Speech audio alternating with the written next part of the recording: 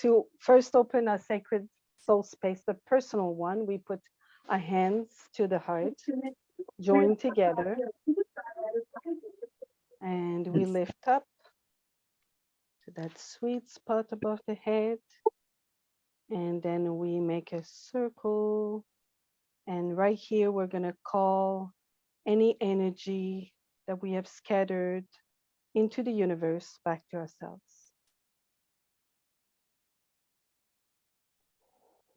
Coming back in the center, and now we open the group, Sacred Soul Space. Again, lifting up,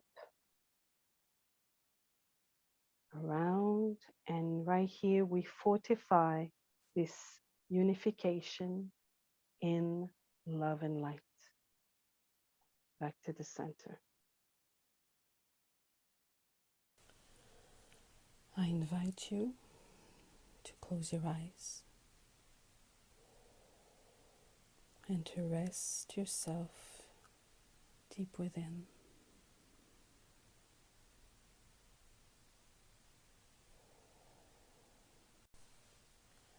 Allow a state of relaxation to take over your entire body.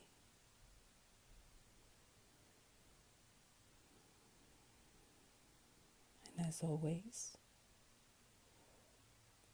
bring to your attention your breathing.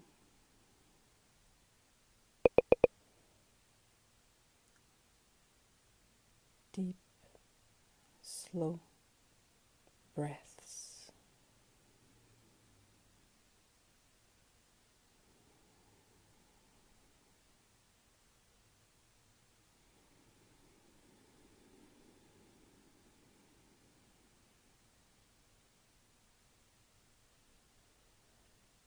Release all the tensions that have been accumulating from head to toe. Let go of these tensions in the muscles, starting with the face. Allow your jaw to drop.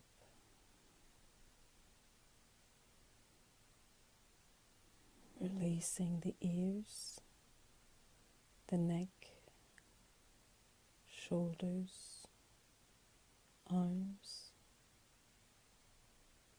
legs, and feet.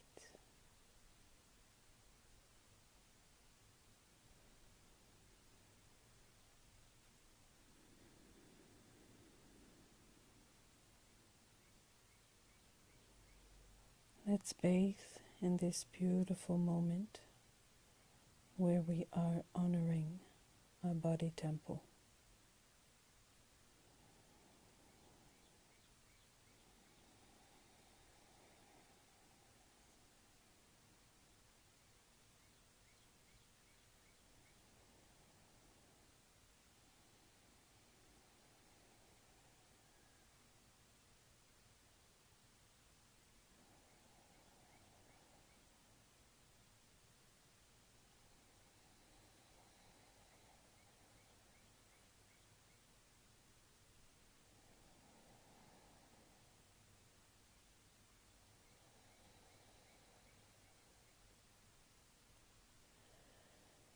Now that we have come together, harmonized ourselves, and we came into communion through the breathing, the intention for this week is to stand together in stillness.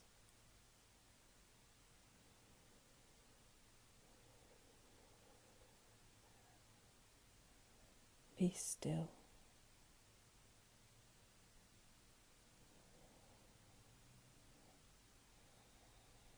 Be still.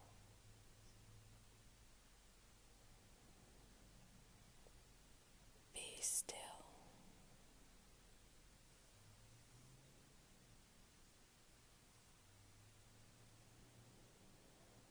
To help quiet your mind, you may place your attention onto your breathing.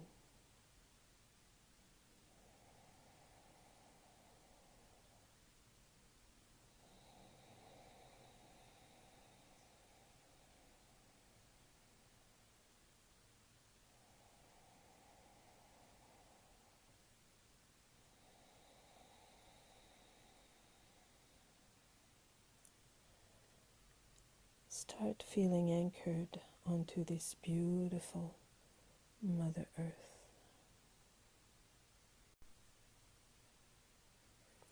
Feel the ground you stand on from wherever you are in the world.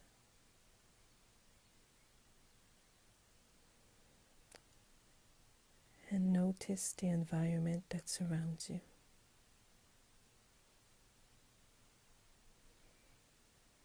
It has been created for you and by you.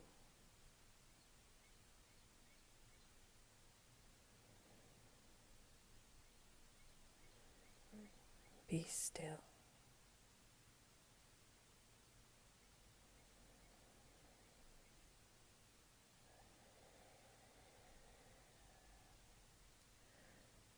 Feel the interconnectedness of everything.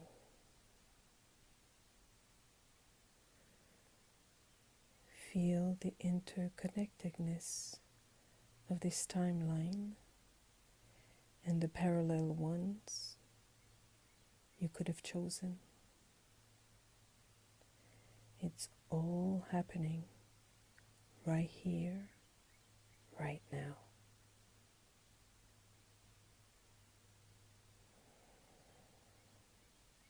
Be still.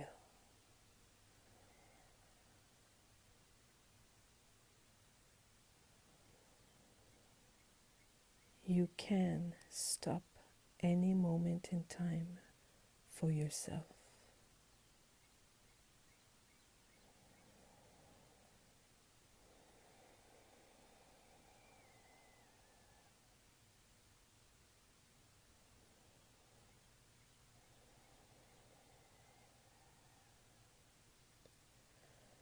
As we stand in our wholeness, we are now creating a chain around the world. Each one of us connected to the grid.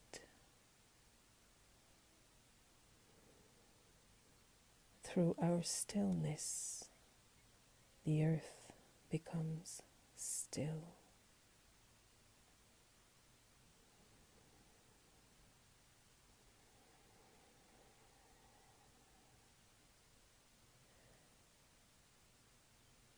Feel your senses amplify. Anchor yourself even more.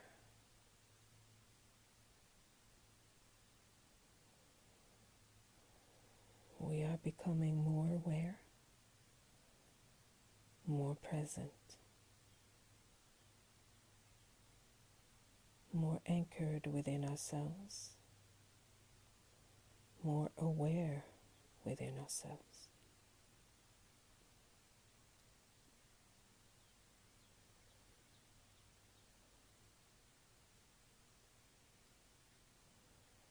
Right here, right now, our energy body is making itself known.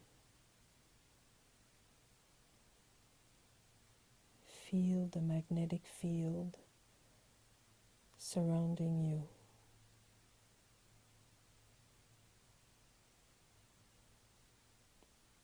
Feel yourself expand at each inhale and exhale.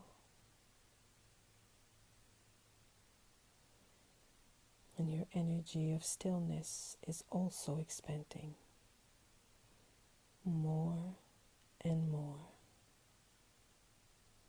and more and more.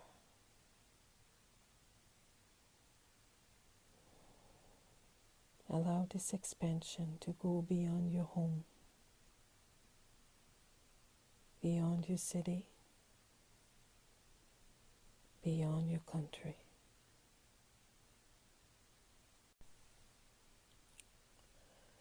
Let it expand beyond the earth, where we all join together as one. One expansion of stillness surrounding Gaia.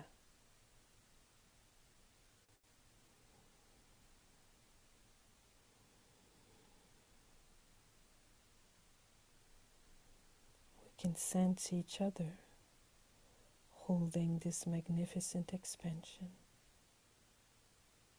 sharing this magnificent expansion.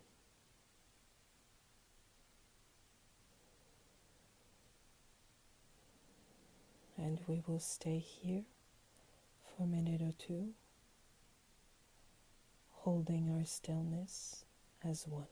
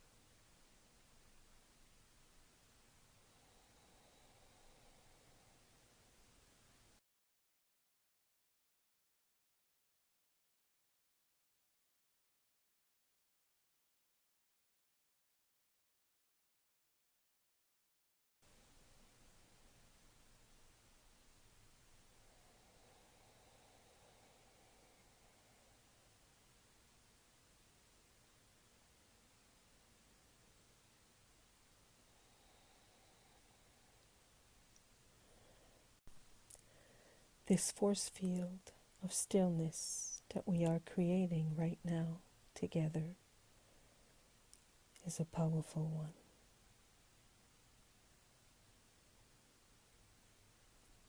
In service to one another, to humanity, to the Great Mother, we are.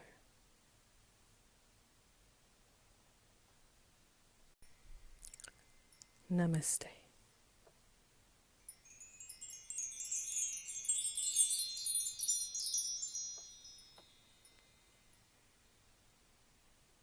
I greet you, my friends, in the love and in the light of the one infinite Creator.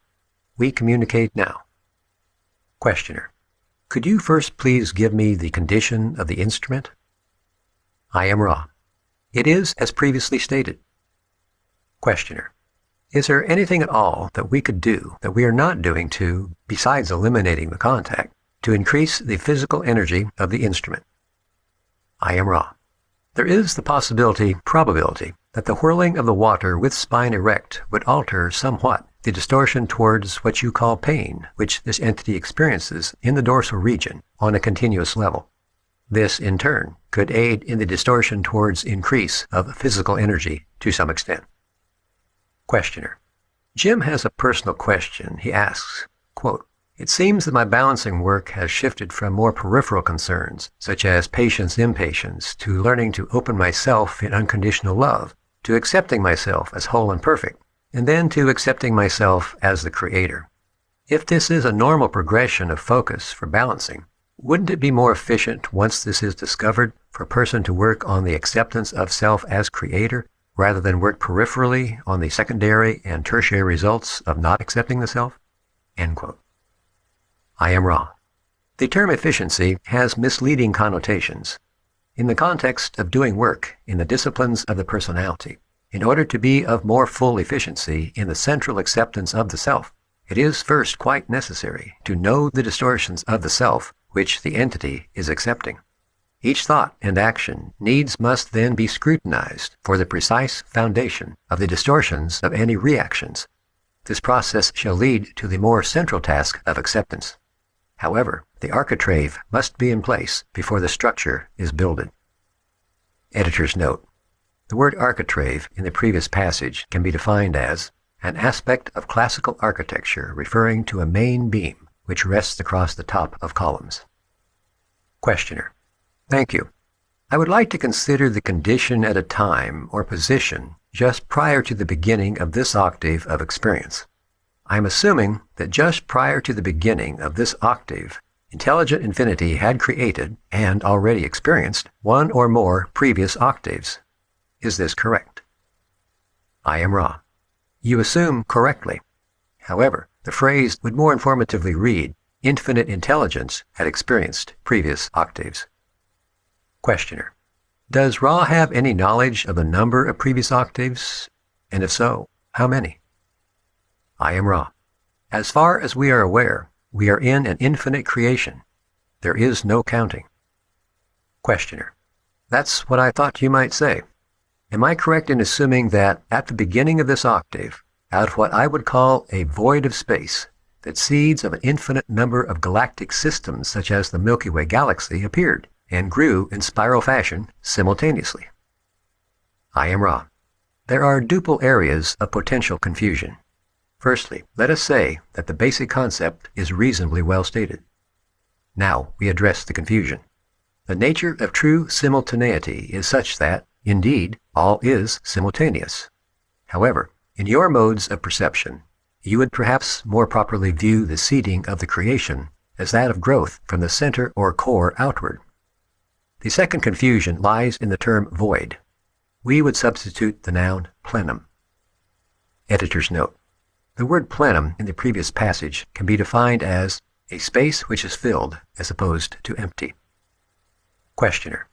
Then if I were observing the beginning of the octave at that time through a telescope, say from this position, would I see the center of many, many galaxies appearing, and each of them then spreading outward in a spiral condition over what we would consider billions of years, but the spirals spreading outward in approximately what we would consider the same rate, so that all these galaxies began as the first speck of light at the same time, and then spread out in roughly the same rate of spreading? Is this correct? I am Ra. The query has confusing elements. There is a center to infinity. From this center, all spreads. Therefore, there are centers to the creation, to the galaxies, to star systems, to planetary systems, and to consciousness. In each case, you may see growth from the center outward. Thus, you may see your query as being overgeneral in concept. Questioner.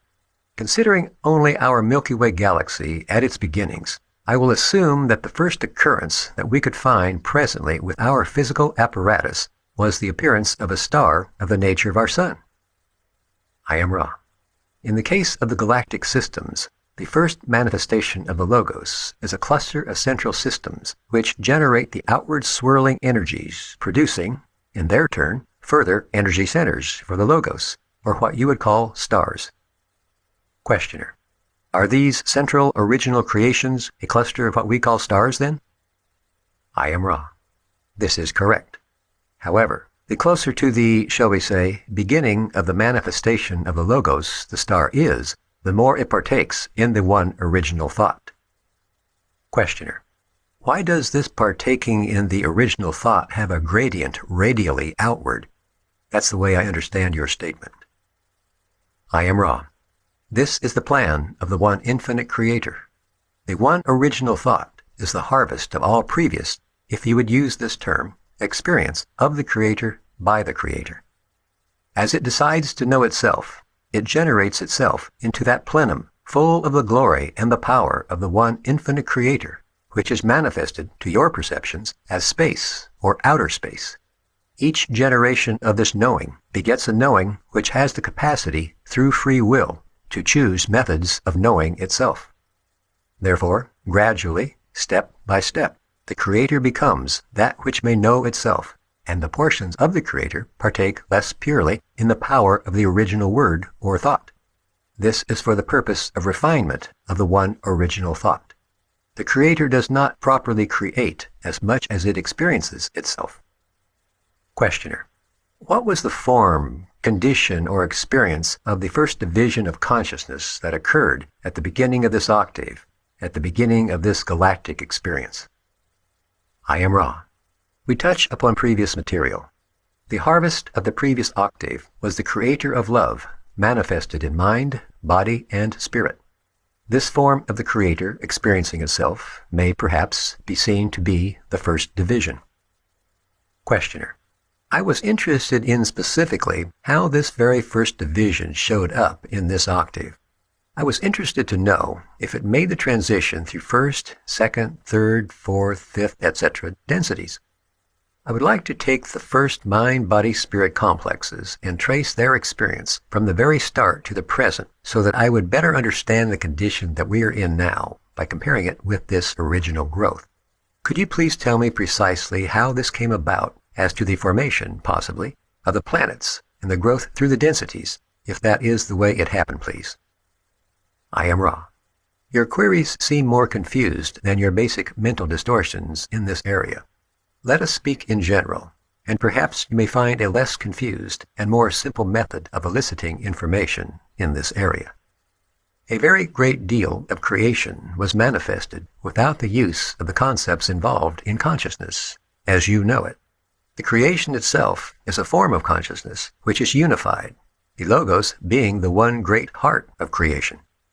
The process of evolution through this period, which may be seen to be timeless, is most valuable to take into consideration, for it is against the background of this essential unity of the fabric of creation that we find the ultimate development of the Logoi, which chose to use that portion of the harvested consciousness of the Creator to move forward with the process of knowledge of self.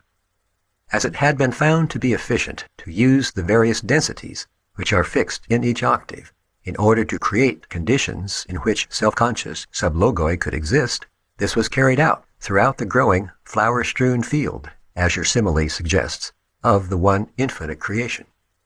The first beings of mind, body, and spirit were not complex. The experience of mind, body, spirits at the beginning of this octave of experience was singular. There was no third density forgetting. There was no veil. The lessons of third density are predestined by the very nature of the vibratory rates experienced during this particular density, and by the nature of the quantum jump to the vibratory experiences of fourth density. Questioner: Am I correct then in assuming that the first mind, body, spirit experiences as this galaxy progressed in growth were those that moved through the densities? That is, the process we have discussed coming out of second density. For instance, let us take a particular planet, one of the very early planets formed near the center of a galaxy. I will assume that the planet solidified in first density, that life appeared in second density, and all of the mind-body-spirit complexes of third density progressed out of second density on that planet and evolved in third density. Is this correct? I am Ra. This is hypothetically correct. Questioner: Did this in fact happen on some of the planets, or on a large percentage of the planets, near the center of this galaxy in this way? I am Ra. Our knowledge is limited. We know of the beginning, but cannot asseverate to the precise experiences of those things occurring before us. You know the nature of historical teaching. At our level of learned teaching, we may expect little distortion. However, we cannot, with surety, say there is no distortion as we speak of specific occurrences of which we were not consciously a part. It is our understanding that your supposition is correct. Thus, we so hypothesize.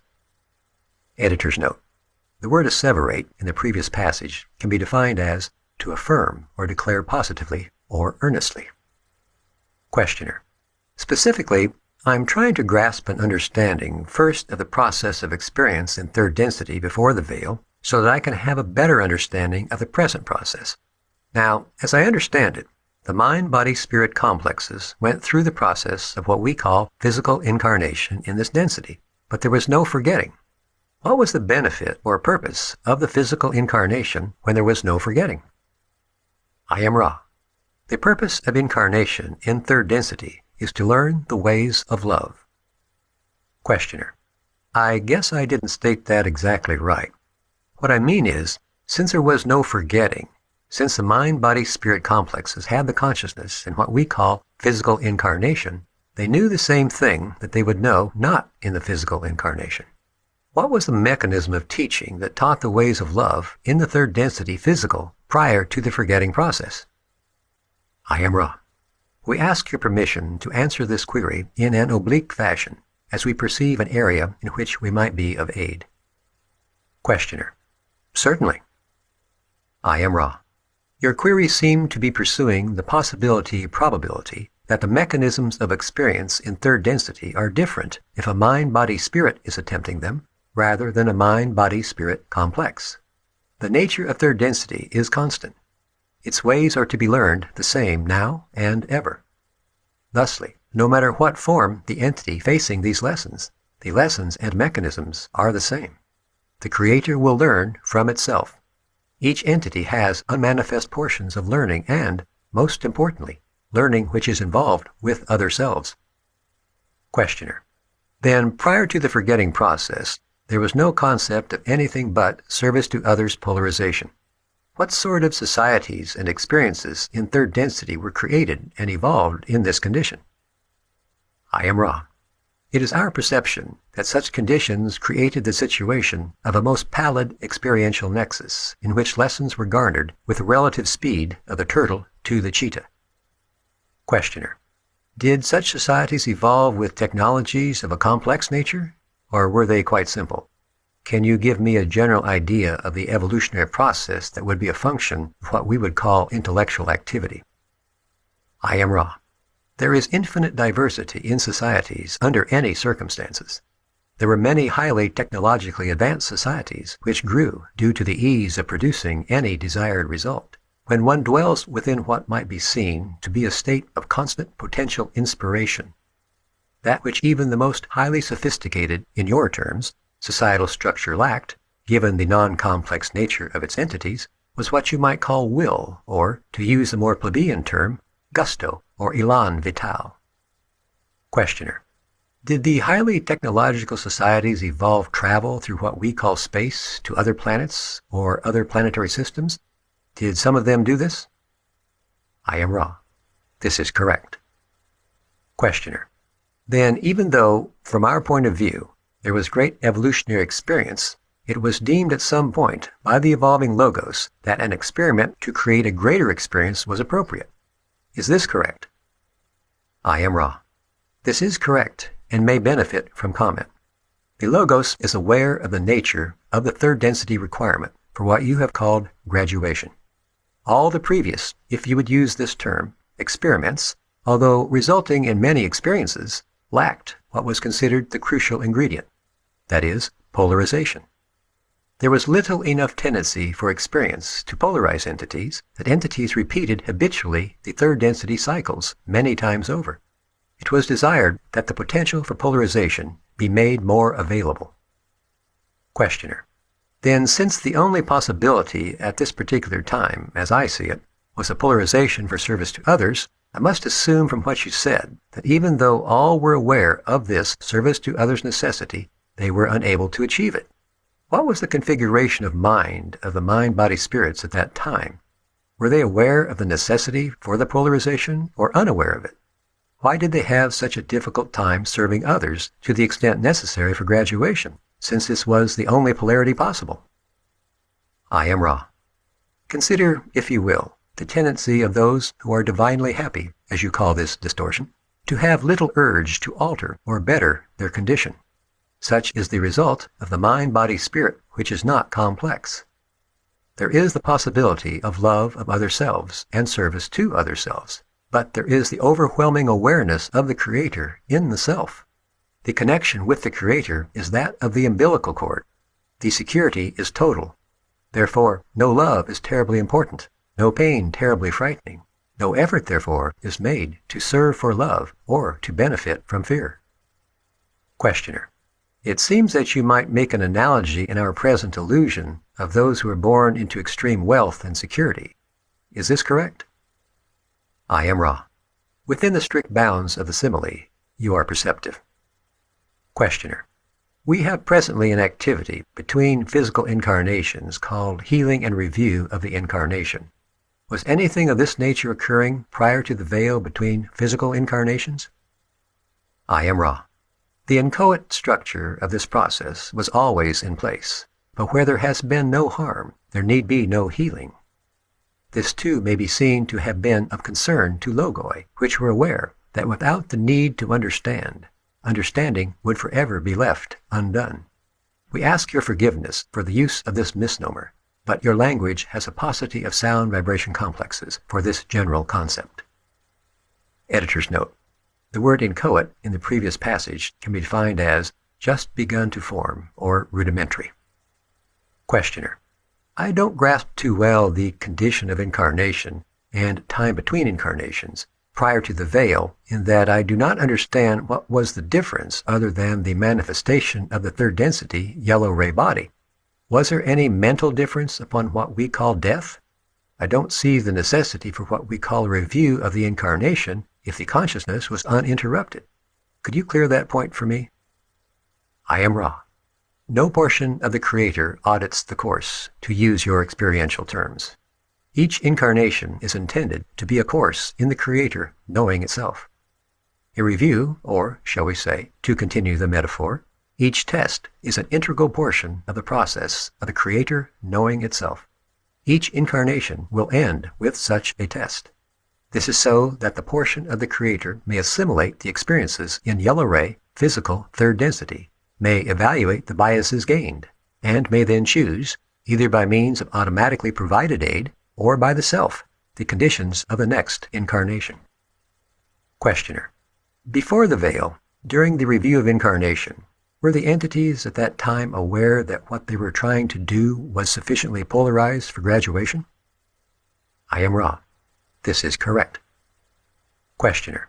Then I'm assuming this awareness was somehow reduced as they went into the yellow ray, third density incarnated state, even though there was no veil. Is this correct? I am Ra. This is distinctly incorrect. Questioner. Okay, this is a central important point. If polarization was the obvious thing, I would think that more effort would have been put forward to polarize. Let me see if I can state this differently. Before the veil, there was an awareness of the need for polarization towards service to others in third density by all entities, whether incarnate in third density, yellow ray bodies, or whether in between incarnations. I assume then that the condition of which we earlier spoke, the one of wealth, you might say, was present through the entire spectrum of experience, whether it be between incarnations or during incarnation, and the entities just simply could not manifest the desire to create this polarization necessary for graduation. Is this correct? I am Ra. You begin to grasp the situation. Let us continue the metaphor of the schooling, but consider the scholar as being an entity in your younger years of the schooling process. The entity is fed, clothed, and protected, regardless of whether or not the schoolwork is accomplished. Therefore, the entity does not do the homework, but rather enjoys playtime, mealtime, and vacation. It is not until there is a reason to wish to excel that most entities will attempt to excel. Questioner. You stated in a much earlier session that it is necessary to polarize more than 50% service to self to be harvestable, fourth density positive. Was this condition the same at the time before the veil? The same percentage polarization? I am Ra. This shall be the last full query of this working. The query is not answered easily, for the concept of service to self did not hold sway previous to what we have been calling the veiling process. The necessity for graduation to fourth density is an ability to use, welcome, and enjoy a certain intensity of the white light of the one infinite Creator. In your own terms, at your space-time nexus, this ability may be measured by your previously stated percentages of service. Prior to the veiling process, the measurement would be that of an entity walking up a set of your stairs, each of which was imbued with a certain quality of light. The stair upon which an entity stopped would be either third density light or fourth density light.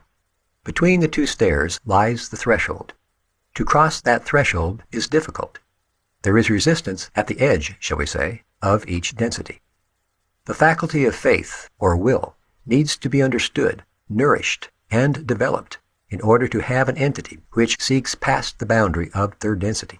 Those entities which do not do their homework, be they ever so amiable, shall not cross.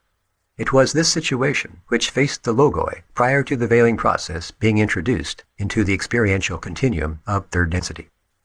May we ask if there are any brief queries at this working? Questioner: is there anything that we can do to improve the contact or make the instrument more comfortable? I am Ra. All parameters are being met. Remain united in love and thanksgiving. We thank you for your conscientiousness as regards the appurtenances. I am Ra. I leave you in the love and in the light of the one infinite glorious Creator. Go forth, therefore, rejoicing merrily in the power and the peace of the one Creator. Adonai.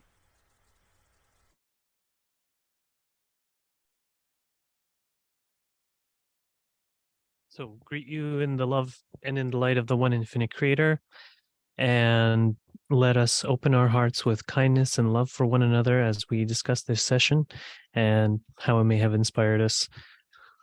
All right. And any related topics. Thanks. All right. Does anyone have any? Oh, go ahead, Desiree. Oh, no, I'm sorry. I was just reading something. Okay. Is there there was a lot covered in this session about kind of third density and what was happening before the veil. I'm wondering if anyone has any questions or Trevor? Yep. Cooking some pancakes in the background, so excuse me. Send me some. That's in the mail. That comment that Ra makes about it is a fascinating session, and these subjects about what happens prior to this density, I don't feel like there's a huge importance being able to understand some of this stuff to see or to get into the mind of, so to speak, no pun intended, the creator in seeing how it's pacing things out. Like that's really encapsulated by the point where Don says, is it something to do with the third density or the yellow density? I don't have my computer laptop, so I can't quote, but the part where he's asking about very specific details about the yellow chakra energy layer densities, and Ra turns around and says, no, it's actually nothing to do with that. And he goes, oh, that's the point that we're looking for, that point where something was happening before and then now that it's not, or vice versa, that it wasn't before and now that it is. These are the points where we can see what the meaning of this reality is, like the experience, like the love, rather than we've got to make sure we've got a good economy and drive up the GDP, all of this sort of stuff. But that comment, I find, rings an eerie echo throughout our reality right now in relation to all of the things that have been going on over the world over the last few years. The shutting down of everything. That line that he says, somebody might want to get it directly because it's powerful. Sometimes an entity like prior to the veil who is sitting in a comfortable scenario like a child at school doesn't want to do any homework prior to encountering some sort of a challenge, that most entities won't even try to excel until they have a reason to. I think that is a huge thing that most people in our society could go, oh shit, actually that could be a good way to view all of my negative experiences, as positive things to drive me into the direction of positivity rather than go, oh, all of this negativity, I'm so anxious, I'm so depressed about it all. It's just being able to look at those grander images and those deeper, darker times that can then pull you further out of those ditches. Anyone find that quote for me? No, I didn't look. Was it the one about healing where they were saying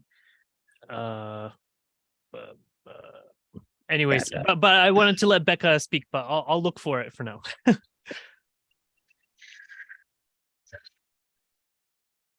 Becca, you're muted. I'm sorry. Can you hear me? Mm-hmm. Yeah. Okay. It didn't have anything to do with, I don't think, with what Trevor was saying. I have a question about trying to understand the definition of logos, because when I was in Bible college, like it was talked about a lot, and honestly, I was in a room full of people where I felt like 5-year-old because I didn't understand half the shit they were saying. So my understanding of that word may be something different. So I'm having a hard time computing it. Do any of you?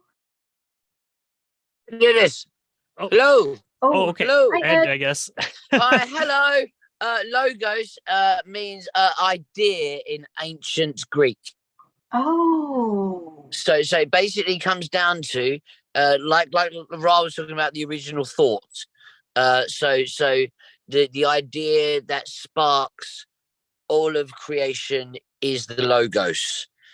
It's not really spelt like logos. It's got a Y in the middle for some reason. I don't know. Greek's weird.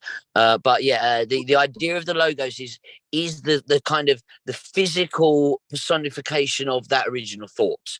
that makes so Plato much talks sense. about it Okay, loads. thank you.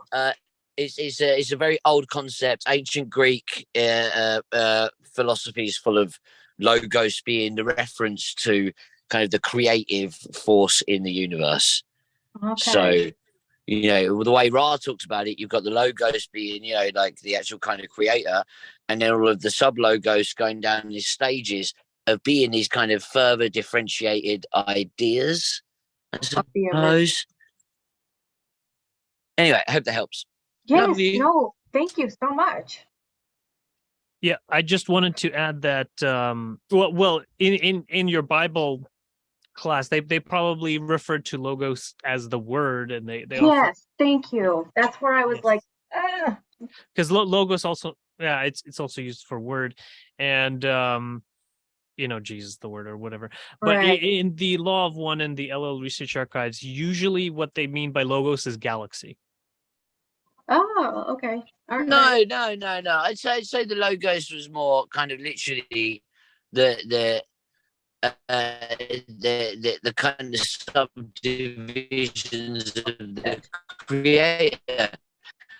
Like so you know, the logos for us would be our sun, because you know, then you've got its logos would probably be, you know, the thing in the center of our galaxy. You know, which is what Ra was talking about. All of these things work in sacred geometric patterns. The same thing for tiny is the same thing for universal. So you know, that same thing where he's talking about kind of the energy in the center is the thing that creates the things around it. You know, so the energy in the center would be the logos, and then the things that around it would be the things it creates. But Yes. each little bit in the center would be just a differentiated fraction of the logos, the creator. Yeah, You know, well, Ra refers to our sun as sub logos, and our exactly. And then planet as sub logos. The Earth would be the sub logos, and we would be the sub logos as creators We are ourselves. a sub logos. Exactly, yeah. Well, because we're a sub logos of the Earth. Exactly. So the which Earth is a would be sub logos. That's it. Now you're making me go So cross-eyed now. the sun would be the logos. That would be It's just one way of classifying it. It makes sense. But we're all the creator. Yeah, like the idea. Maybe you can. All right, hey, stop, because you all are talking over each other, That's why I stopped. and it's chaos. Nobody can follow along to what anyone's saying. Okay, so the in ancient Greek, yeah, the word logos essentially means idea, or it means kind of a directed thought kind of thing. So if you think about the creator being everything, yeah, the logos as in the idea, as in the creative thought, would be our sun. Yeah, and our sun would then essentially create the creative thought of the earth. Yeah, and then the earth would then create the creative thought of us. And what we create is what we create because we're creators, the same as the one universal creator. It's the scaled down sacred geometric pattern of the universe leading to us and consciousness. Was that what you were going to say, Robert? I don't know how to mute myself. Yeah. My phone's being really weird. Okay. I can't mute myself for some reason. I got you. So sorry. I got you. So Fred, if you want to go ahead. Oh, I just wanted to, because I went through discipleship classes with Church of Nazarene. I understand that how the Christian view of things kind of corrals your mind in a certain direction. But the simplest way that I can understand from what I get of Ra's explanation of the logos, sub-logos is the original thought, the idea, creator, that's our logos, capital Logos. Then you have the original thought, and the result of that is let there be light, as it's described in the Bible. And then the sub-logos, the first sub-logos was created, which is everything that creates light, every sun, every galaxy, every star, everything in the universe we see that creates light is a sub-logos. Then each of those sub-logos, which first thing that happens is, my understanding, there's free will initiated, where each sub-logos, each star system, has their own decisions on what they make. So everything from there is sub-logos, sub, and just goes right on down the line. So that's the best way to look at it, is you have creator, light, and then whatever else comes as next sub-logos. But it seems confusing, but it's really linear how it I works. agree, man. That the linear progression of it all is amazing. Now, talking about that the original thought, did anybody else see the whole thing of what he said? The first original thought was essentially all of the consciousness and all of the thought of the entire previous octave, as in the previous universe before this Big Bang, combined to give us the original thought. Like that just that one bit that Ra said is actually a revelation to how to like view the universe.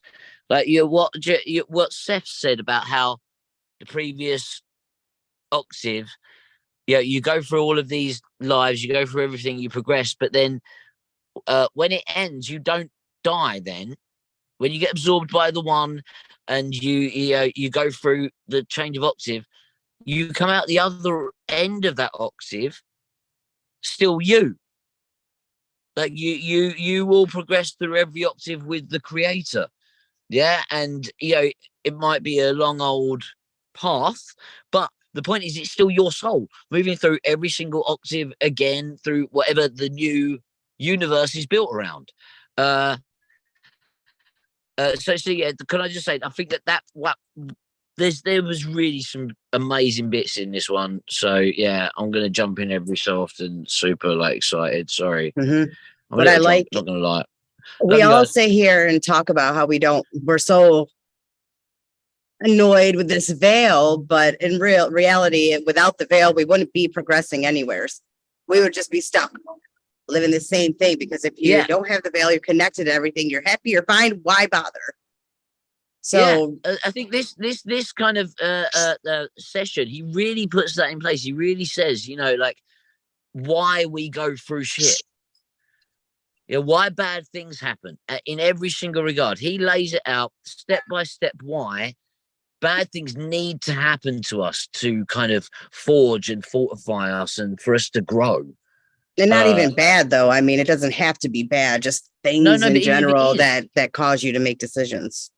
That's to do act differently. The way that you incarnate leads to these things. If you've got loads of money, if you've got wealth, then that stops you from essentially living getting the catalyst of bad things happening for you to actually kind of learn. Like I was saying, there was one thing that was brilliant. It was like I didn't write it all down, but essentially happiness, and living happy is what we do in fourth density. As you move further up the ladder, I don't know anyone else. Has anyone else ever had that thing where you meditate and you're trying to cycle up the chakras, and you cycle up the chakras, and you get to third eye, and you're like, oh yeah, I'm connected to it, and then you step up, and it basically feels like you're having an orgasm. Has anyone had that? Where literally, like, you step up to that bit there, and it's like, oh my god, what the hell is this? This is the most incredibly intense feeling of like, I've had times where I've literally had to we all low key, I can't actually handle it. Yeah, seriously, it's crazy. Right, the point is Okay, what? Yeah, we're not supposed to live in that bit. Can you imagine living in a place where your entire life was orgasmic all of the time? I wish. Sign me up. Like, I don't know about you guys, but like, there's no way I'd get anything done. I'm just saying. I would do nothing but sit there and love it all of the time. Ed, he says that perfectly in the session, doesn't he? But that's also the pitch for Elon Musk's brain chip. Orgasms Well, on hey, look, to demand. be fair, dude, you don't need the brain chip shit. Yeah, I've actually written, like, I've got full designs for making a brain chip out of neurons, yeah, that would sync up to your own morphogenic field, do all the same shit he does, because I'll be building microelectronics inside the neuron. Seriously, like, so many cool plans. Anyway, it turns out gene therapy Jesus, guys. Gene therapy Jesus. Desiree, can you mute me again? Because I'm annoyed at my own voice. Love you guys. I was just going to add very quickly that we're a unit of love, and that comes out in all directions. Anybody else got something they want to say? Talk about your orgasms. Well, I want to add something real quick on. I'm not wanting to circle back to logos, but I just wanted to put this in there. I believe Carla had the Bible open to her favorite passage during all of these channelings, and it was open to the book of John, where it says the word was God, and where it's talking about the logos. It's in Greek, it was using the word logos, but in English, they translated it as word. And that was her favorite Bible verse or passage, the section of the Bible.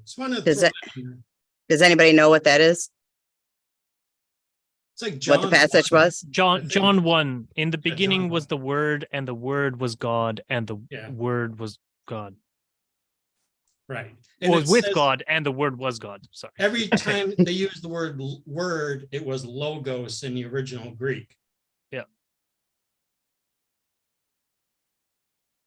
Okay, don't all talk at once. And I just wanted to add that, I pulled it up from the previous Raw session, just the 81, which we did last week.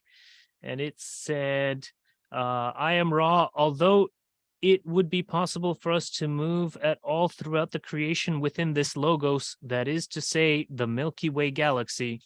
And then they refer to it in another session as well. This particular logos of your major galaxy. So they often refer to logos as referring to our galaxy. Can I just say though, yeah, Ra often gets confused on what a galaxy is. Yeah. He calls it the major galaxy. The entire first book, he called our solar system a galaxy. Yes. So he calls the bigger one the major galaxy, and he calls it, when he uses the words logos, it makes more sense to him for some reason. Exactly, but I think that you can kind of see it as that each one is the same fractal kind of breakdown going all the way down. So you know, the sun's logos would be the center of the Milky Way. Well, whereas the whole galaxy, our logos would be the sun. Well, our whereas logos the would sun be the is planet. actually the sub logos of the Milky Way. And the Milky Way is probably like the sub logos of the original, of the creator. Amanda, who knows how many densities we've got to flip through? The correct thing, it says, in the beginning was the Word, and the Word was with God, and the Word was a God, small letter. Okay, right now, reread that. But like Robert said, change the word to idea. In the beginning was the Word, and the Word. No, change the word to idea. Reread it. Oh, but just say idea instead of word. And the idea was with God. Is that what you want? No. In the first. Say it again. In the beginning, there was the idea. Okay. In the beginning, was the idea, and the idea was with God, and the idea was a God. So I substituted the word for idea. And then you're talking about each step of the logos. Rather than words, You're talking about that step down fractal idea of consciousness from the creator. Oh, it says it. Well, to go further, this was in the beginning with God, capital. All things came into existence through him, and apart from him, not even one thing came into existence. So, But that's because we all are him. yeah. Every single thing in the universe as it is this consciousness trying to understand what it is. Like Ra talks about it in this one. He gives it like what a beautiful, eloquent description of that whole concept, that everything in the universe is just the creator experiencing itself. The whole thing about how the first original thought for this octave was all of the combined experience from the last octave. You know, that in itself is exactly that same idea, that, like, you know, that it's all just a huge crescendo, and when it gets to that thing and it starts with something new, the thing that starts new is the product of everything that came before, you know, and that's repeated all the way through the universe, like all over the place. Mm-hmm. Anyway, Susanna, me again, please. My phone's fucked. Susanna, and then Mitch. This is funny because we're like in a big highway where we're trying to cross, and then we have to catch a little wave at some point. But everything, all of our thoughts are just flooding all at the same time. So I just want to go back, Ed, when you said that's because we all are him, God, right? Well, I've come to understand a few years back that each one of us on this earth is an extension of the Creator experiencing itself. So we should honor every experience that we have, because Creator wants to experience this and wants to see where it can go. And it never stops with us, because it carries on even with our children, our children's children, and it keeps going.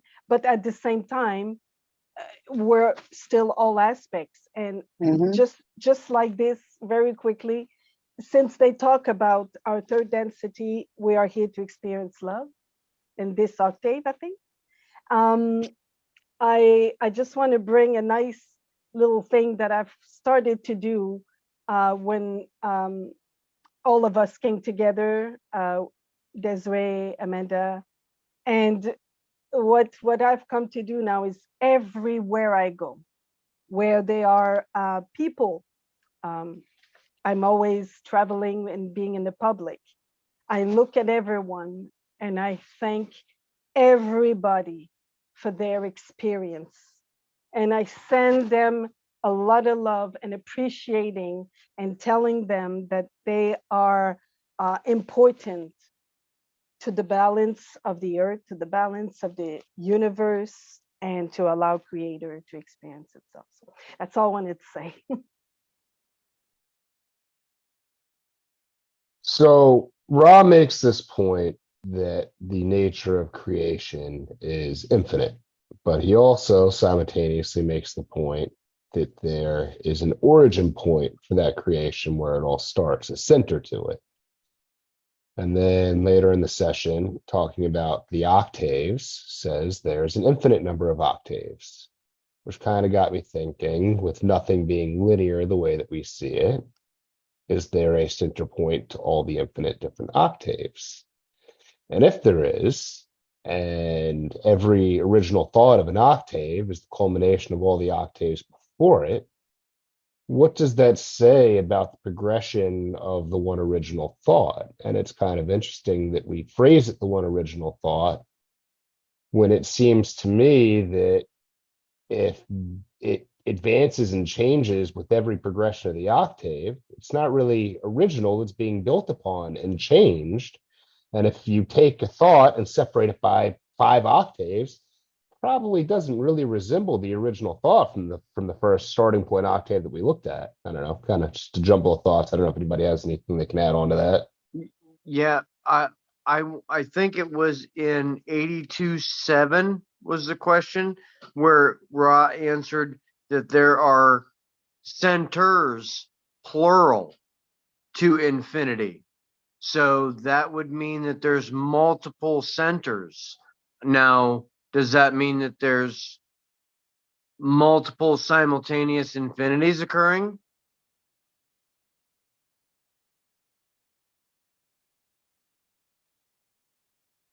Does anybody want to answer that quick so then Becca can go and Trevor? Yeah, I've got something very Yeah. quickly to add to it. Multiple infinities is easy to understand as a concept of the yin and yang. Most people forget the yin and yang takes place in a circle, but you can easily, even on our third dimensional scale, understand that an infinite, and this is a paradox, so it's going to shock you in your mind if you're thinking logically, an infinite amount of infinities is possible inside of a perceived limitation. All right. So by creating infinity, we create non-infinity or finite. You can't have the idea of infinity when inside of a finite system. And I explicit this because I'm following it up with reminding everybody in one of the sessions just not too long ago, Ra says that, yes, it's a collective of all the previous and all of the future. And it's happening all simultaneously. So it is affecting the one original thought because the one original thought is already done with the process. We're just going back through and experiencing it. This messes with our concept of free will and everything else like this. Oh, but I've got choices and I can make my free will and I can learn to do. Yes, you can, all right? That's part of it. It's already written into it. And you've already done it. Because you've already done it, you're pulling yourself from the future and you're pushing yourself from the past through the process of what we call time and experience, or space, as we might say, or as they detail in this, even better than the word space that we should all be substituting in our vocabulary is plenum. Perfect word for it. Yeah. So basically it's probably not so much as an understanding problem as it is a language problem where they're trying to convey a thought that we really don't have the language or capabilities in translating. We do have a thought for it. We do have a thought for it. We do have a word. It's the ether. Yeah, the ether, yeah, is something that has been described by physics for ages, yeah, up until about 1920. Yeah, when they ran a set of experiments, and because they couldn't find it, they just decided it didn't exist. Yeah, whereas the ether was essentially the metaphysical component of physics before that. If you look at occult texts of like the 1800s, yeah, you've got tons and tons of references to the ether being the thing that your spirit connects with, that the energy bodies connect with to do different things, all this other stuff. It's only since those experiments proved like the ether couldn't exist because it needs to weigh the same as tin or some stupid shit they based it on. Yeah, which if you think about it, Ra even says it. You know, he talks about kind of what matter's made of, and he says that atoms, the thing that we've got wrong is that yes, they're all these physical components that we can measure, but they're also just as much spirit. They're just as much kind of metaphysical consciousness as they are measurable physical forces. Yeah, so the point. I'm Come back to it. Becca. Okay. Bear with me for a second. If I'm retracing something that's already been traced, forgive me, because my friend brought a turtle and it's making a hell of a lot of noise and distracting me. So anyways, and plus I'm slightly high. Anywho, bear with me. Okay, so I'm going back to understanding the creator experience itself. I think I got a small glimpse of this today as I was thinking about all the experiences I've had in my life. Desiree knows because I told her, and I just have to think that it has to be for a purpose. It can't just be for nothing, because that sucks if it's for nothing. And so I think that I wanted to experience all these things so that I could understand people on many layers. Yeah. Would make sense. So then I can accept this idea that maybe I signed a contract before coming, and it makes sense to me. Because before I was like, well, fuck that shit. I didn't do that. And I've also equated it to joining the military, thinking you know what you're getting into, but then you find out, oh, not so much. So, Ditto that one. anywho, that's my rabbit hole of noodling. No, but it makes sense. That's your catalyst for this whole experience. Why would it be for nothing? That'd be pointless. Yeah. Can I How would it- jump in very quickly again? He says it very simply in a single sentence here, where it's poetically put for you, Beck, that if you didn't have these things happening to you, you would more than likely just be like, as we all would. I'm not saying that anybody is lazy. I mean, I'm probably one of the laziest people I know, but if we don't have any motivation, we don't move. True. So sometimes when we can't generate our own motivation, the universe goes, hey, here's a shot of it. Mm-hmm. Well, Whiskey Tango Foxtrot, I was not ready for this ride. Okay. I did not have my seatbelt on. What fun would it be if you did? Yeah, that's why humor is important. and humor is an afterthought thing as well. So don't feel bad. Anybody who's going through a traumatic experience, it isn't going, oh, this is hilarious. It doesn't work like that. It's afterwards we do that. So, yeah. Much after. No, I'm just kidding. Anybody else? And there's something they want to talk about, bring up? I'm just eating, and I figured you didn't want to watch me shove food in my mouth. That's the only reason why I'm not on camera. So I had another thought with Mitch and what he said about is the beginning. What was before that? Well, there's no beginning and no end. So our minds have a hard time wrapping around that. But why not put it out like the energy source was just there, and then decided the thought was to create.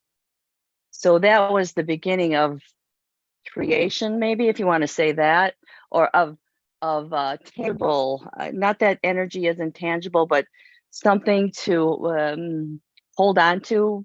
So maybe looking at it that way, I'm not saying that he, her, him, source, divine, whatever you want to call the energy, maybe it was just there by themselves, or just, it's kind of hard to wrap your head around it, but that's kind of how I viewed it.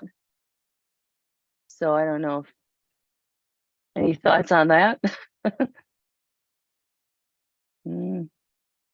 I mean, how do you wrap your head around no beginning and no end? I mean, infinite and stuff.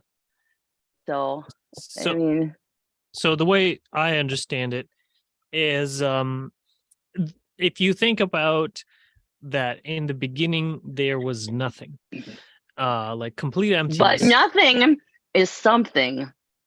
Nothing is well the idea of emptiness, there is a way of defining it. So the absence of light is black, so it's black.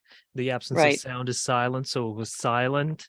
The absence of feeling is numbness, so there was, it was like a feeling of kind of like floating in a warm pool on a cloudy, overcast, moonless night. So yeah, or like being in one of those sensory deprivation chambers. So that's what it would have been like had you been there. And then after this, the first I guess thing that happened was not nothing. And so this was a basic logical operation of inverting a 0 into a 1. And so this operation in itself is awareness. So for instance, when you have a beam of light and it streams and it hits your eye, and your pupil is black, kind of reminiscent of this, and your retina actually negates this light. It becomes not light, and then it travels through your brain, and then you're like, oh, that's what it is. And so oftentimes the only way like to really figure things out is to take them apart, and they become not that which what they were before.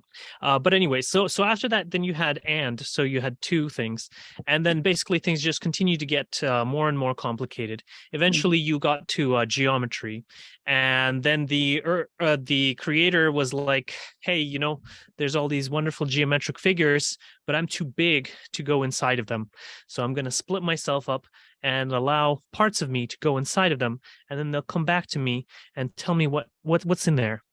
And so then that was the soul world, or at least one of the initial versions of it. And then so some of these souls were like, hey, you know what? We want to play some more interesting games. And so they started making their own like mini games and their own mini universes. And then one of those mini games was called the Galaxy Cosmos. And that's where we live. We live in one of these sub games, as Ed was saying.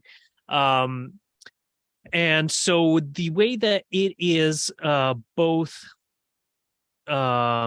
infinite is because the complexity is always growing, but say for instance, like how is it that future and the past is all on at the same time as the present?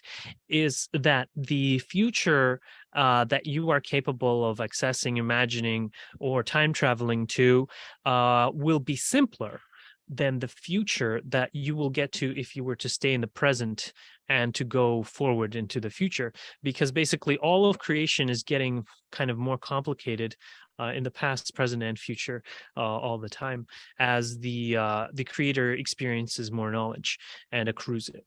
And we know this from the second law of thermodynamics, that energy or information cannot be destroyed. And so what happens is that the creator absorbs it, I guess. Yeah. I hope that helps. Thank you.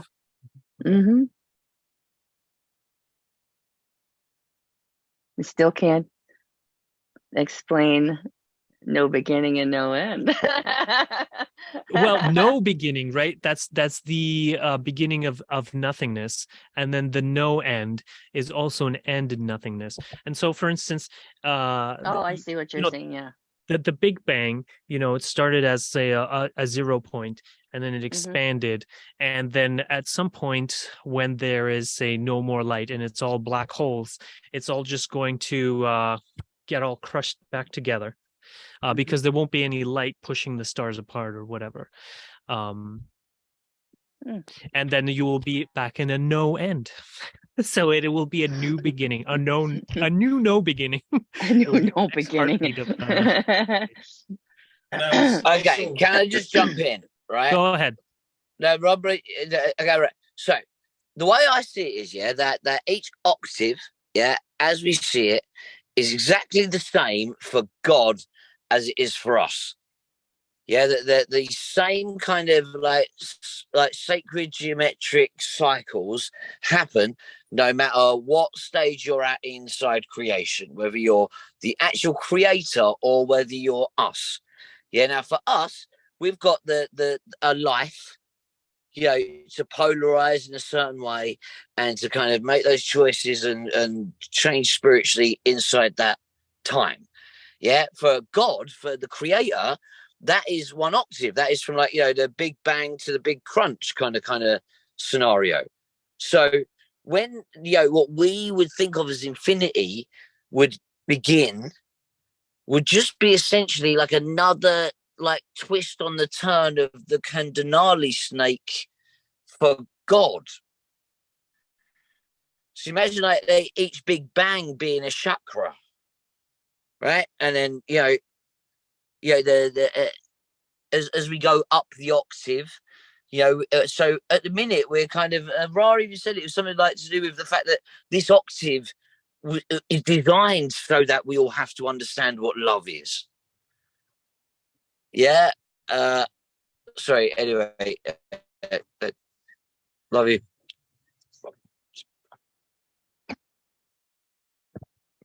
I have my phone. It's been You really could have annoying. kept Love you guys, though. talking. You're awesome. If you Please had feel more to free say, talk. by all means, keep No, I hate going. this keep talking thing. Right. If I'm just left to talk on my own, yeah, then I completely lose track of what I'm saying. Whereas if I've got other people to interact with, then I can keep track of what I'm like trying to talk. I hate monologues. I hate just talking away on my own. Be a I have a discussion, question. right? Like, I want to say there's a one. question. Robert. Well, Stu's here, but he's not that much help. Say hello, Stu. Hi, how you doing? Hello. Let's keep doing it. Me and him have this discussion. I'm trying. Right. There you go. Was it Robert or Amanda? I think Robert No, has something to say. Robert can go. Yeah, Robert. Thank you, Amanda. I just wanted to, the way I'm viewing this, the nothing versus something concept, all is creator. The creator cannot be nothing. So there is only something, but it's perceived as a nothing because we're in the paradox of being trapped in lower densities and not able to comprehend things like zero. The number or concept of zero was just a fearful thing to humans for centuries. They didn't want to even include it in their mathematics because they were afraid of nothing. They couldn't bring in zero into their life because they were afraid of it. And then infinity came along in like the 20th century, and we're just wrapping our minds on that. And it's just mind-boggling. Like it was mentioned earlier, you can have an infinity of infinities within another infinity of infinities. You know, it's just mind-blowing. So there's truly can be nothing in that sense. There is only creator, and it's everything, including nothing, which is zero. But zero is more or less infinity. So infinity is one, as Ross said, when they're doing the law of doubling, he said you start with one, which is infinity. He said that. So it's just, don't worry about the nothings, the somethings. It's all here. It's all right now, and be here now.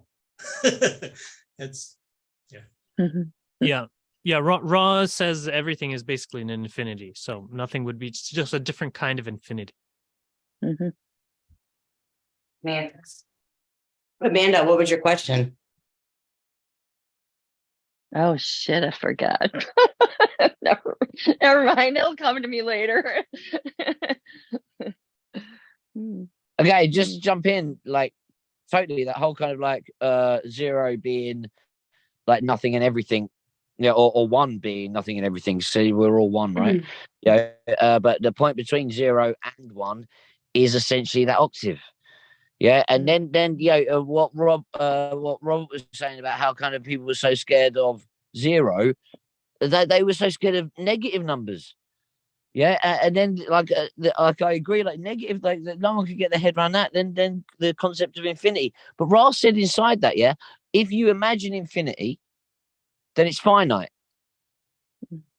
So how can you ever imagine infinity? No one can.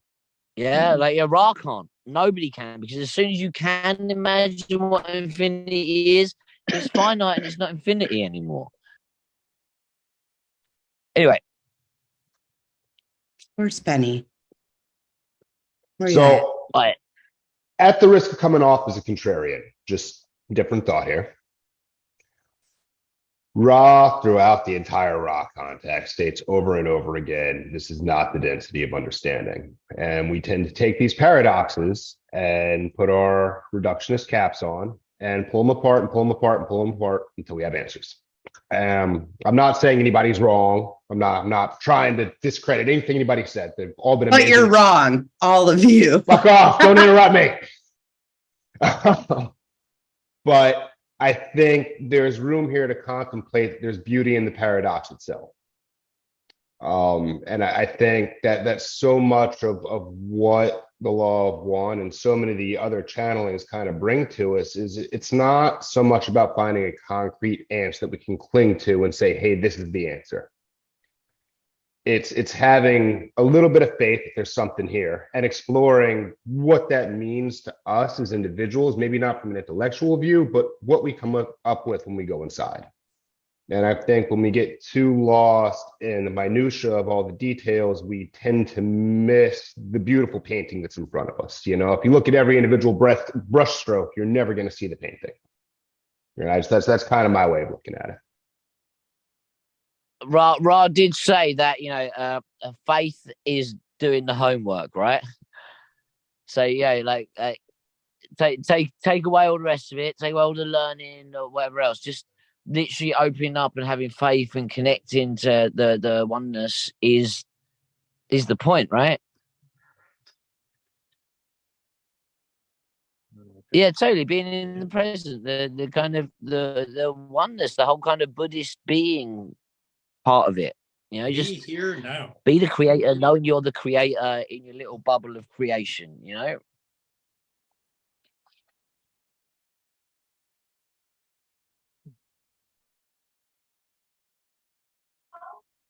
Get Okay, traps so- with a bow. Oh, go ahead, Trevor.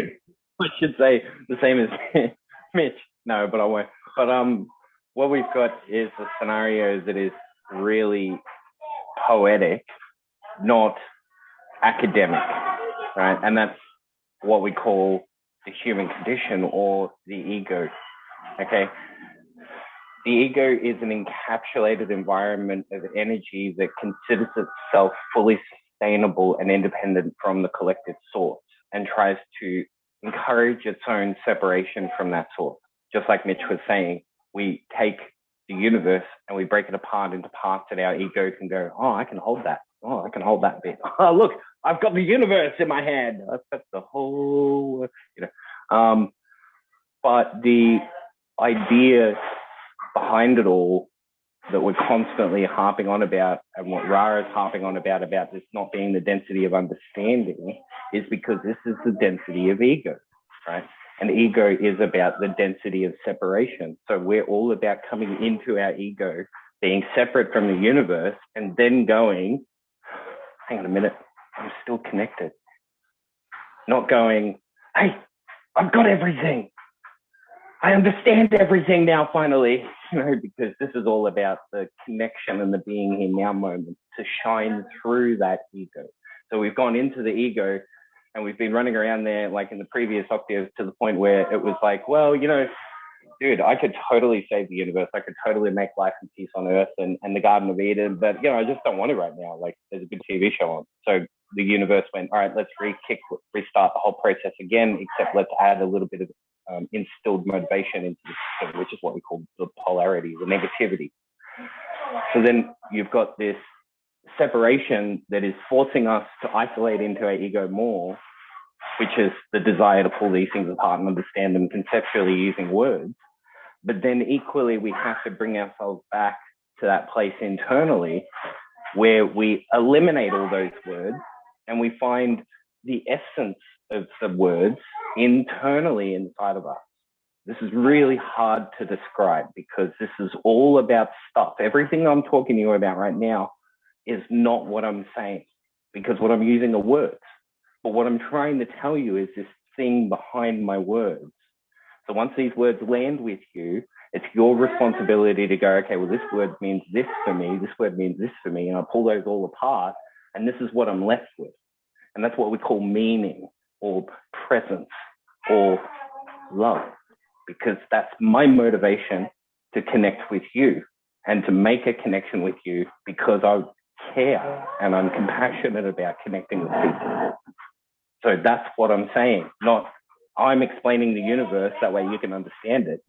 That's the idea that you've got based on the words that I'm using because you're listening to me using your ego. So you're pulling it apart and going, oh, well, it's words, it's sentences, it's conversation. There's been time passing through all of this. You know, the earth has moved through space, even though we're not directly moving around anywhere at the moment or anything like this. But that's what it means by saying none of this is real. Nothing is there.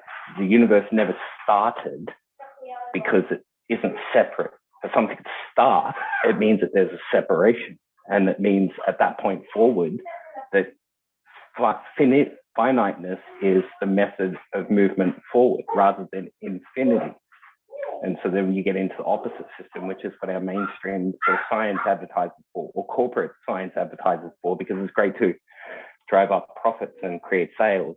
You know, it creates mental illness for people who are driven further into their ego and further away from understanding and that reconnecting to things. They're trying to find things to isolate and attach to. And that's when we get into the, oh, you've got to kill the ego. But how do you kill part of the universe? Like Andre said, you can't kill or destroy a part of the existence because the opposite of existence can't potentially even begin to exist, because then it would suggest that existence never started, because how could something start from nothing? And then you've got the whole two ends of the spectrum being joined together, right?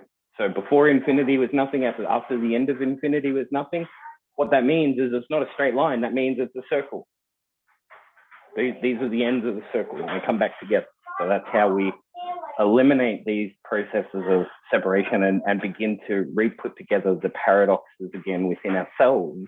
And then we can walk around the place and go, well, it is, but it isn't, but it is at the same time, without going, oh my brain! And this type of thing. Of course, for comical exaggeration.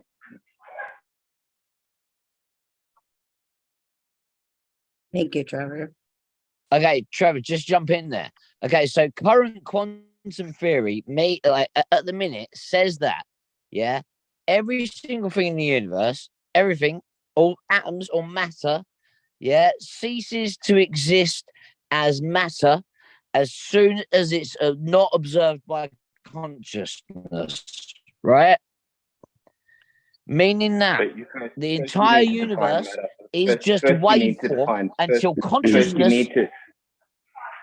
First, you need to define matter before you start making any Okay. So atoms and like physical form, as in what Ra would describe as space time rather than time space.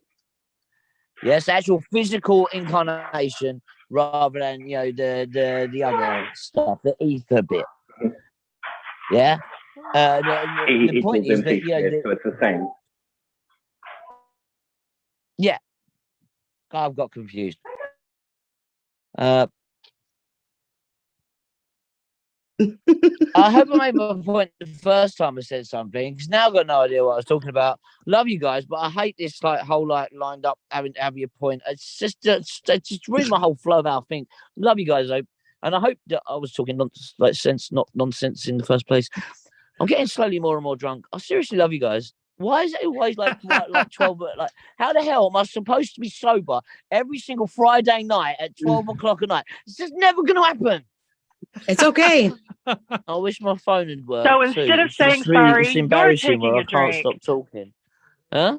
Instead of saying sorry, you're taking a drink. Not the problem. I'm sorry. Yes. Play a drinking game with yourself then. Every time you say sorry, you have to take a drink. For fuck's sake. If he took a drink for every time he said sorry, he wouldn't even be able to talk. But I apologize. It's the same thing, right? Can I just say one thing? It's not my fault. I am actually listening to what you're all saying, and it's not me, mate. It's not him making me apologize. I'm just a little bit drunk to make a comment about it. Anyway, this is I will be there anyway. I mean, Stu's amazing human. Yeah. Seriously, like tests his amazingness. He's almost as inspirational as Ra. Well, welcome, amazing person. Thank you very much. Yes, welcome. Join our social memory complex, Stu. Yeah. The world is far too complex for everyone to not have an opinion. But I agree with a lot of opinions, and but I don't. I agree. We're on this planet for a reason, and I also agree that there is life out there. Well, like I was But talking to you about right earlier on, he was talking about there's got to be life out there, and I was like, "You're listening to some dude. It's like life out there. He's talking right now." No, there is life out there. Whether or not they are looking at us going, "Stupid idiots." I think that's very, very likely. Yeah, I think if they're not, then like, what the fuck happened to their race? Yeah, what the fuck happened there? Oh, they invented internal combustion. Well, yeah, they just got a suicide button built in. Well, They really appreciate. well, life. Hatan is they destroyed their planet, and because they just fought until they ran out of resources, and then like ran out of trees to hit each other with, and then they were like, "Oh, maybe we should share." And then after they were forced by circumstance into sharing and forgiving each other. Only then did they reach fourth density, and then they joined the Confederation of Planets, and they came here with the hope that they can help us to not completely destroy our planet before we reach fourth density. And then as a bonus for them, maybe they'll be able to come down and like live with us in fourth density on a planet that actually has trees. Yeah, so there you go. I don't know if he's talking or contemplating. Yeah, I don't know. It's muted, Ed. You're muted. Or Ed's friend. Stu? Is that what he said his name was? Maybe I got it wrong. I don't know if you're trying to speak. It's hard to see. I'm going to translate. So Desiree, she's pretty awesome. Yeah. Does anybody else have a thought while they figure out the phone? We have about a little less than 20 minutes left. Let's not all talk at once. Benny, I think you said you wanted to say something earlier. By all means, right now would be a perfect time, my friend.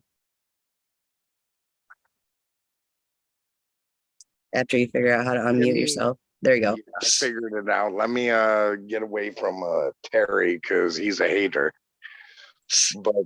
But I can switch around the candle and I'll show y'all something. So, like my father died a few days ago, and I mean these candles should stop burning after I don't know.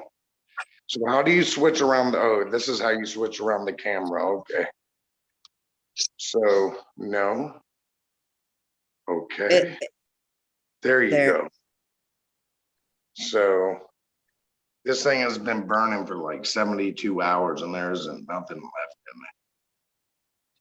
And I don't even know how it's still burning. I've seen these things burn, for like 50. What is it? The anniversary of his death? Yeah, it's I don't know if you can see it, but it's like a memory. Yeah, memorial. But that's all I wanted to say. But everything is even tonight, so we're all good. Some nights it isn't. So pretty cool though. What? That's pretty cool. Fair play. We're sending love to you as well, Benny. What did you say? I can barely hear you. We're sending all the love from the connected social memory complex that we are as well. We're with you at this tough time. Well, I completely appreciate it. I mean, he appreciates it. I only do this because the last thing he told me is he said, "Fuck God." And then he dies. So, so that's all you need to know. But you guys have a good night. I appreciate you sharing that with us, Benny, though. Yeah. Truthfully. Oh, Ed, you're muted. Sorry. Go ahead, Andre. Go ahead.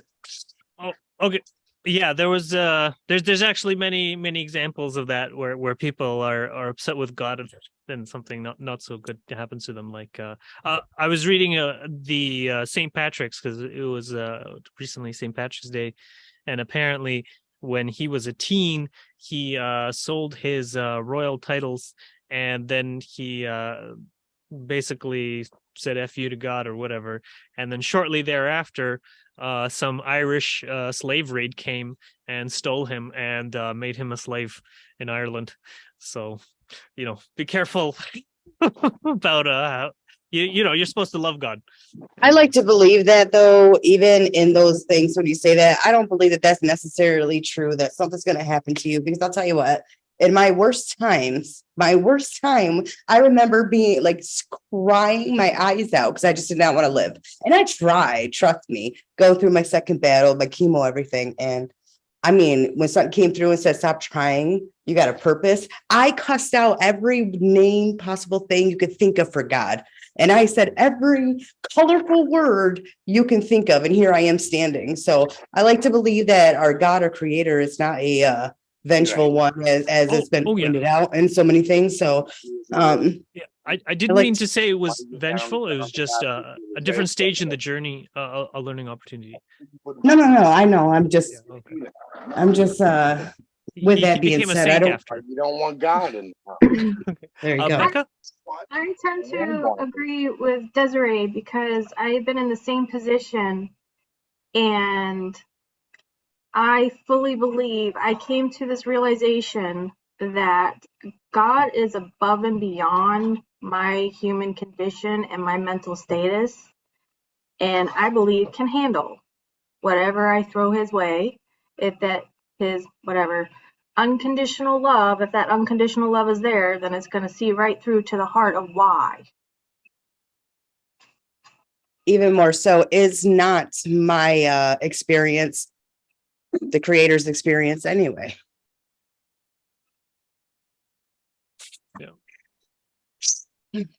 So I just love the idea that a human can even think for a second that they could upset, annoy, frustrate, agitate, cause the desire for revenge, or any of this sort of stuff to what we would call the source of love itself. I don't know if you guys have all seen Bruce Almighty, but I've got Smite Me, Almighty Smiter just running through my head on repeat right now. I love that movie. Well, I love Jim Carrey. If you want to see a really good... Morgan Freeman is God. Yeah. I like Alanis Morissette as God, to be honest. Listen, I'll be honest. If this incarnation ends and I'm sitting down in front of Morgan Freeman, I'm fucking ecstatic. All right, I'm not going to complain at all. That would be a cool ending to this. I'll take it. Alanis Morissette, she's like the goddess of breakup and heartbreak. In the transitional period, you can have whatever you want. 72 virgins or whatever, or Morgan Freeman. Okay, hold on. That only appeals to men. Okay. Wait, can Morgan Freeman and I split 72 virgins? Is that an option? You could. You see how the 72 virgins only appeals to men? If you give me 72 virgin dudes, I'm not happy. I'm just saying.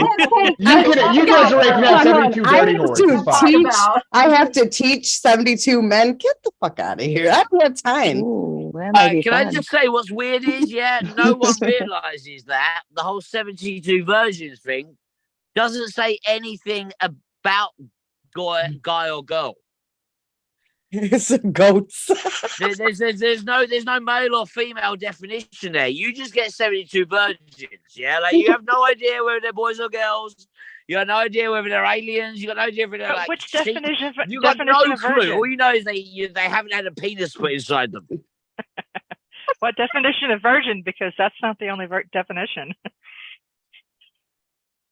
Olive oil.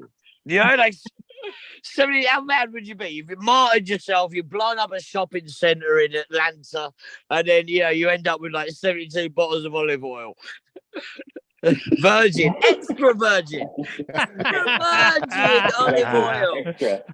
Oh Lord, super that's extra funny. virgin. I was going to say, I bet some of the girls are probably sitting there thinking about 72 Morgan Freemans before he had his first instance, Virgin Morgan Freemans. Oh, but No. I just wanted to add the Amanda's caveat. like, No, seriously, come on. Amanda likes long hair rocker types. Yeah. all of the Preferably 3. entities in Yeah. your transitional narrative are people you know in the soul world. So they're like your mother, your brother, your father in past lives or whatever, and your friends. So they're all in on it, and they're basically, the transitional period is just helping you acclimate from your life into realizing that you are now deceased, and then help you transition into the soul world, where you go back to your peer group and all that. Like Michael Newton says. So like for instance, at some point you may realize, oh, this is my mother, or this is my brother or something, and then they'd be like, yeah, right, remember you got hit by that stuff, and it's like, oh, and it's like, yeah, it's okay, we love you still, and that kind of stuff. What do you mean, Benny? What happens if you're the last one left? Well, I'm the last one, fucking there is nobody left You mean for this experience? for this experience. That's not true. You got all of us. True. I mean, that's true, but I don't have the whole LaFowles are all dead besides some cousins that are on some whole other shit. So, they don't really Genetics is genetics, mate. You got something linked to someone somewhere. There's only 6 degrees of separation across the whole planet. Human race is not that different genetically wherever you go. You got a brother somewhere, dude. Yeah, I do have a brother. If you would have sex with, but he has cerebral palsy. I mean, I don't know those people. I hired a private investigator, just to kind of look into it, and I was just left at a hospital. So I know one thing you could do if you're interested. You could do either 23andMe, and then that you could get your 4th or 3rd cousins that way through the Ancestry Finder, or honestly, I don't. 100%, dude. Honestly, Relative if you do Finder. 23andMe, yeah. If you do 23andMe, yeah, get all your full genome scanned rather than just the actual sections that they do. Yeah, send the data to me. I will give you 10 times the information they are legally allowed to give you. Seriously, I'll be able to track it down to every single point that your entire genome went through the whole evolution of the planet. Well, honestly, genetics is so awesome, but they're so limited on what they can do with it at this point. Well, then I'm gonna do it, and I'm gonna send it to you. Even if you do this standard one, they'll still find 1,000 3rd or 4th cousins for you. Yeah, on I've 23andMe. seen, I'm related to a lot of people, but it's just Exactly. like these people aren't good people. That's all I can tell you. The ones that you're related to? Oh, pretty much like blood related. I mean, they all live in the ghetto. I watch my birth mother, right? Like when she gets in trouble, I make a phone call. The last time she stole $100,000 worth of checks, and it was all crazy. I got her weekends in jail for 2 years. Hey, can I just say, she sounds kind of awesome. I wish there was more people like her. Then the entire system would collapse and we could actually kind of get back to living how we're supposed to. Yeah, but also you've got to look at how, essentially you've got 2 different types of memory of lineage of the entity that you are. Yeah, you've got the higher self and the oversoul that we as seekers are trying to find. But then you've also got the ancestral memory that's connected to your DNA.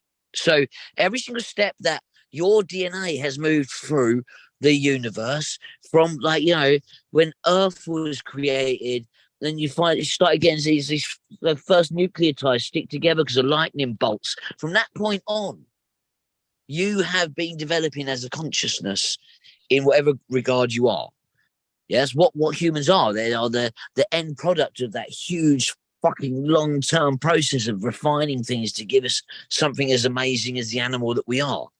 Right. So that whole kind of thing of like, people not being good people and you being related to them, but you're not. How am I related to that guy? What the fuck? Right. That just shows the difference between the kind of the genetic drivers. Yeah, the ancestral memory, the warlord that you were in 5 lives before, genetically, fighting with the actual kind of incarnated spirit that's come in, that knows that you are one with the universe and you can never kill anything because you're far better than that. True. So true. that fight between the kind of the animal self and the spiritual self is kind of what kind of defines us in some way. Well, I agree with you there. I mean, I like being an animal, but I'm definitely in tune with my spiritual self in many ways. But one thing I found out from my 23andMe was like I had a great grandfather who was almost all American Indian. And somehow he married some Ukrainian chick, and I found out some stuff about him, but me and him have the same first name, so I mean, I think that's kind of weird. Dude, never ever underestimate those Ukrainian chicks, right? They will hunt down the best of the bunch, mate, right? Like the fact that you got some Ukrainian chick in there, dude, you rule, man. Like that guy was probably like the chief warrior of the entire fucking tribe that ran all the other tribes. He was the boss, and the Ukrainian bird was like, yeah, that's the one I want. And he was like, boom, blonde hair, boobies, fucking, I'm there, man. My adopted father was Ukrainian too. My whole family is Ukrainian, and that's really crazy. So you're like fully Ukrainian, but then you have like one random like American Indian. Yeah, pretty much in English. That's kind of weird. Can I just say, all these genetic things always makes it really weird because, like, I'm English, right? So all of my genetics comes from the British Isles, right? But what the fuck is the genetics from the British Isles? But this is the point, right? What is the genetics from the British Isles? Because we have been invaded so many times. Yeah, every single step of history of what Britain was since what is his name? Who the first man came to that island completely uninhabited and realized it was the most beautiful and magical place in the world. And this is where he wanted to start his version of Ra or the Imhotep or whatever, right? So he came to England and he started his own little version of all the things, and he didn't let them build temples, and he didn't let them write books, because those are the things that fucked Ra and all the other kind of the deities that came down. That's what fucked him up. Right, that's what fucked him up, right? So he started the Druids and the Bright Men, which is supposed to be where Britain comes from, as in the bright shining men. As essentially because England was like the heart chakra of the world, and it was essentially the most beautiful spiritual place. So fact is, I think of myself as very English. All of my genetics comes from either Wales, Ireland, England, or Scotland. Yeah, they're very, very well bunched. But what does that mean? Because there's no point of England, Wales, Scotland, or Ireland that hasn't been invaded, brutally gang raped, and the genetics completely changed by every single person all the way along the eastern coast of Europe. So who the fuck knows what I am? Pretty much, yeah, I totally agree with you. Of the Fifth Amendment, so you can overthrow the government. Well, I just wanted to say that for longer than 10 generations back, it's good to look at the paternal line. The paternal line basically is your emotional affect, because your limbic system, and then the maternal line is your what do you call it, your neocortex, so your ability to think and read and that kind of stuff. And you could do My True Ancestry, and that's how I found out. Even though I was born, I'm a third generation Ukrainian, but most of my paternal relatives live in Finland. And like 1,000 years ago, they had moved to Russia, but still the majority of them in Finland. Anyways, Desiree. Okay, guys, so it's that time. So Robert will give us his beautiful words and prayer, and then we're going to join Susanna to close the whole group circle. So when he finishes, we're not going to say goodbye just yet. We're going to allow her to bring us into closing our circle. And then we can say all the good lovey-doveys goodbye. Sound good? Yep. I can't see it. Oh, there you are. All right. I had to go to my phone because my battery was. So, Robert, if you're ready, my dear. I love you all. Just before I start off, like, I love you. I'm sorry I've been a bit of a nightmare. Love you all. Love you too. You're perfect. Beautiful. Love you, Ed. All right. Well, thank you. Thank you. Thank you. This was an amazing session we had tonight. The reading was awesome. Thank you, Ra and the Confederation of Planets, for helping guide us along our journey. And Creator, representing yourself through all of these entities. You're so beautiful. Thank you so much. And the prayer that we are being shown through Susanna, the meditations are so welcome and powerful. Thank you very much for that. And I pray that we are kept in this social memory complex in an even stronger way than ever before. And tonight was a polyamorous experience because there were 6 men and 6 women who interacted, and we had a great time together. And thank you for this. Love you guys. Love you. Love you, Robert. Thank you. So I invite you to join your palm together at your heart center once more. We will close our personal sacred soul space first. So we go, instead of going up, we go downwards. And we're creating the circle, going up, joining the hands above, finding the sweet spot, and coming back to the center. And now we close the group sacred soul space with the same gesture. And we leave empowered forward in the love and light. Thank you. Love you all. All right, guys. Here's to another week. Love y'all. Enjoy the rest of your. Love you guys. Hey, Susanna, is there a name for that ritual? Love.